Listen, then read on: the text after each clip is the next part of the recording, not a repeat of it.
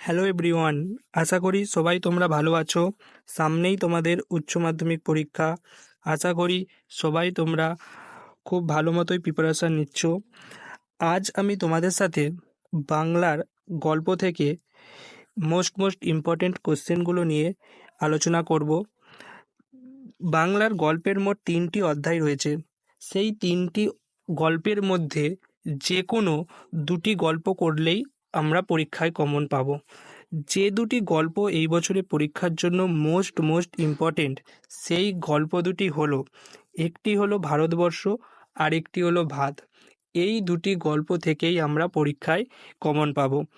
এই 2টি গল্প মধ্যে ভারতবর্ষ গল্পটি হলো মোস্ট ইম্পর্টেন্ট গল্প। এই গল্পটা থেকে এই বছরে পরীক্ষায় কোশ্চেন আসবেই আসবে।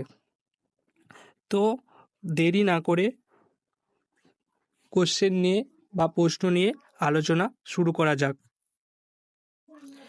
ভারতবর্ষ গল্পটির যে কোশ্চেনটি আমি সবথেকে বেশি ইম্পর্টেন্ট বলে মনে করেছি সেটি হলো, কতক্ষণ সে এই মারমুখী জনতাকে ঠেকিয়ে রাখতে পারত কে জানে। সে বলতে কার কথা বলা হয়েছে? জনতা মারমুখী হয়ে উঠেছিল কেন?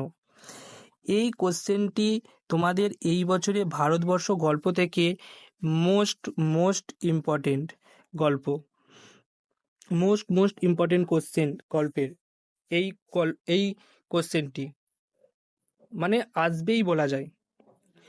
দ্বিতীয় কোশ্চেনটি হলো, দেখতে দেখতে প্রচণ্ড উত্তেজনা ছড়ালো চারিদিকে। প্রসঙ্গ উল্লেখ করে এই উত্তেজনাপূর্ণ ঘটনার বিবরণ দাও। এই কোশ্চেনটিও তোমাদের জন্য খুব ইম্পর্টেন্ট। তৃতীয় কোশ্চেনটি হলো, বুড়ির শরীর উজ্জ্বল রোদে তপ্ত বালিতে চিত হয়ে পড়ে রইল। বুড়ির চেহারা ও পোশাকের পরিচয় দাও। তার তপ্ত বালিতে পড়ে থাকার কারণ কি? এবং এই বছরে সবথেকে যদি ইম্পর্টেন্ট প্রশ্ন বলি ভারতবর্ষ গল্প থেকে, সেটি হলো 4 নম্বর প্রশ্নটি। 4 নম্বর প্রশ্নটি এইবারে পরীক্ষায় আসবেই বলা যায়। 4 নম্বর প্রশ্নটি হলো, সাম্প্রদায়িকতা বিরোধী গল্প হিসাবে ভারতবর্ষ ছোট গল্পটি কতখানি সার্থক তা আলোচনা করো। অথবা ভারতবর্ষ গল্পে গল্পকার সৈয়দ মুজতবা সিরাজের যে বক্তব্যে উন্মোচিত হয়েছে তার নিজের ভাষায় আলোচনা করো। অথবাটাও আসতে পারে, অথবা যে কোশ্চেনটা আছে ওইটাও আসতে পারে। তো একই উত্তর, তোমরা এই কোশ্চেনটি ভালো করে পড়বে ভারতবর্ষ গল্প থেকে। ভারতবর্ষ গল্পের 5 নম্বর কোশ্চেনটি হলো, আমি কি তা দেখতে পাচ্ছিস নে? কোন প্রশ্নের উত্তরে বক্তা একথা বলেছেন? গল্পানুসারে বক্তার স্বরূপ উদ্ঘাটন করো। এই কোশ্চেনটিও এই বছরে তোমাদের জন্য খুবই গুরুত্বপূর্ণ।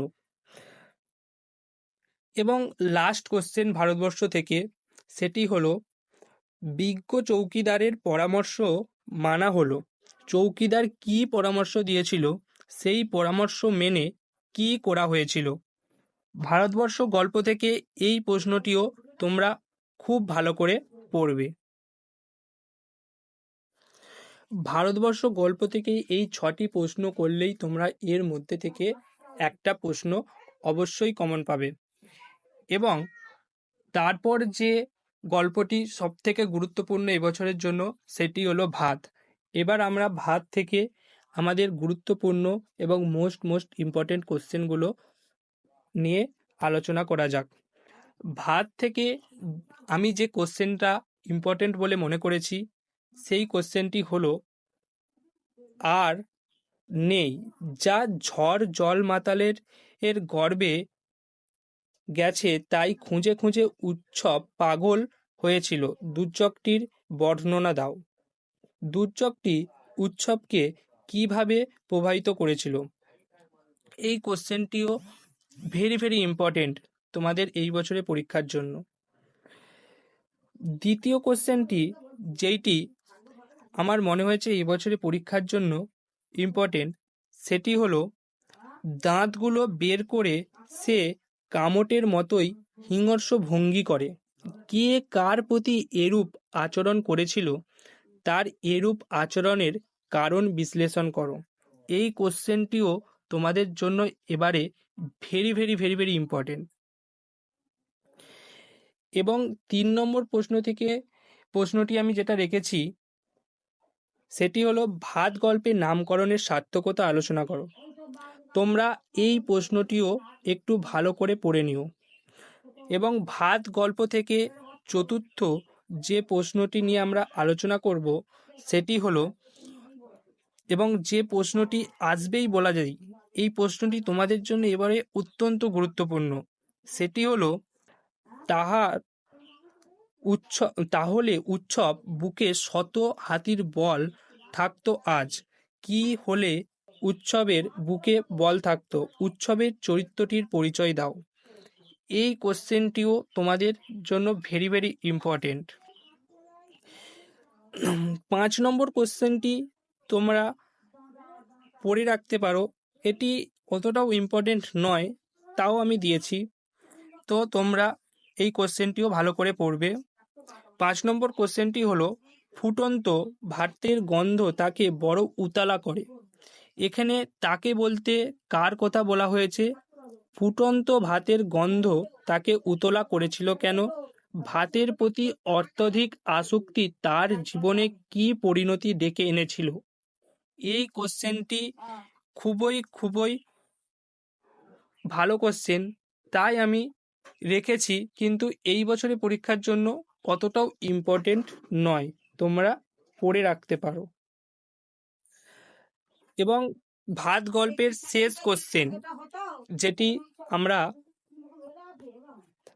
আমরা নিয়ে আলোচনা করব, বা এই কোশ্চেনটি এবছরের জন্য ভেরি ভেরি ইম্পর্টেন্ট, এবং যেই প্রশ্নটি এবছরের পরীক্ষায় এলেও আসতে পারে, সেটি হলো, তুমি কি বুঝবে সতীশবাবু?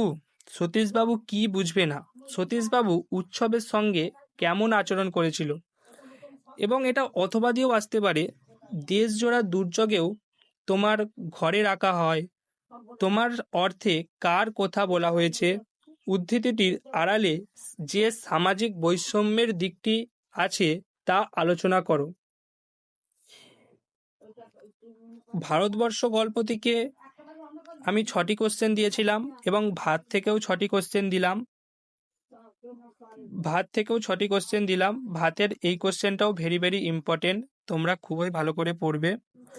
ভারতবর্ষ গল্পর যে কোশ্চেনগুলি আছে 6টি কোশ্চেনের মধ্যে সবথেকে ইম্পর্টেন্ট 4 নম্বর কোশ্চেনটি ভালো করে তোমরা পড়বে, এবং 1 নম্বর কোশ্চেনটিও ভালো করে পড়বে, আর 2 নম্বর কোশ্চেনটিও ভালো করে পড়বে। এই 3টি কোশ্চেনের মধ্যে তোমরা একটা অবশ্যই পাবে বলা যায়। আর ভাত থেকেও তোমরা 2 নম্বর কোশ্চেনটা আর 1 নম্বর কোশ্চেনটা আর 6 নম্বর কোশ্চেন যেটা আছে, এই কোশ্চেনটা তোমরা খুবই ভালো করে পড়বে। এই 6টি কোশ্চেনের মধ্যেই তোমরা অবশ্যই পরীক্ষায় কমন পাবে ভাত গল্প থেকে, এবং ভারতবর্ষ গল্প থেকেও ওই 6টি কোশ্চেনের মধ্যে তোমরা অবশ্যই কমন পাবে। তো এই ছিল আমার বাংলার গল্প থেকে 5 মার্কের সাজেশান। তোমাদের ভিডিওটি কেমন লাগলো অবশ্যই কমেন্ট করো, এবং ভালো লাগলে একটি লাইক করে দিও। এই রকমই আরও নতুন নতুন ভিডিও পেতে চাইলে চ্যানেলটি সাবস্ক্রাইব করে নাও, এবং তোমরা কোন সাবজেক্টের ভিডিও আগে পেতে চাইছো সেটি আমাকে কমেন্ট করে জানাও। আজ আমি আমার ভিডিও এখানেই শেষ করলাম। ধন্যবাদ।